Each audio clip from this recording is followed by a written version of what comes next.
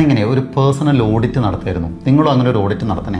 Personal audit എന്ന് പറഞ്ഞു കഴിഞ്ഞാൽ എൻ്റെ ജീവിതത്തിൽ എന്നെ ഏറ്റവും കൂടുതൽ സ്നേഹിച്ചതാരാണ്, പരിഗണിച്ചതാരാണ്, എൻ്റെ കൂടെ നിന്ന ആൾ ആരാണ്, ഇങ്ങനെ ഒരു ലിസ്റ്റ് ഇങ്ങനെ മനസ്സിലാലോചിച്ച് നോക്കി.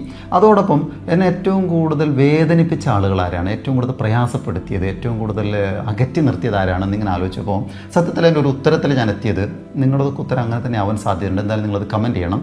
എന്തായാലും എന്നെ ഏറ്റവും കൂടുതൽ വേദനിപ്പിച്ച ആളുകളുടെ ലിസ്റ്റ് എടുത്തു കഴിഞ്ഞാൽ അവിടെ അത്ഭുതപ്പെടുന്നത്, ഞാൻ ഏറ്റവും കൂടുതൽ അങ്ങോട്ട് സ്നേഹിച്ചത് ആരാണോ അവരാണ് എന്നെ ഏറ്റവും കൂടുതൽ വേദനിപ്പിച്ചത്.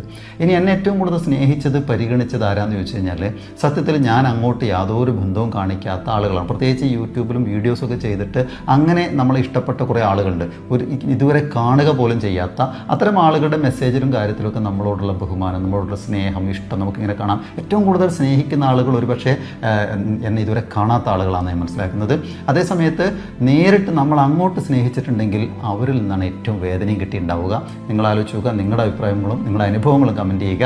ഏറ്റവും കൂടുതൽ നിങ്ങൾ സ്നേഹിച്ചവരിൽ നിന്നായിരിക്കും നിങ്ങൾക്ക് ഏറ്റവും വേദന കിട്ടിയിട്ടുണ്ടാവുക. നിങ്ങൾ ഒട്ടും പരിഗണിക്കാത്ത പലരുമാണ് നിങ്ങൾ ഇപ്പോഴും സ്നേഹിച്ചുകൊണ്ടിരിക്കുന്നത്. ഇത്തരം കാര്യങ്ങളൊക്കെ മനസ്സിലാക്കി വെക്കുക. ഇത്തരം വീഡിയോസിന് വേണ്ടിയിട്ട് ഫോളോ ചെയ്യാത്തവർ ഫോളോ ചെയ്യുക. മറ്റൊരു വീഡിയോയിൽ വീണ്ടും കാണാം. അതുവരെ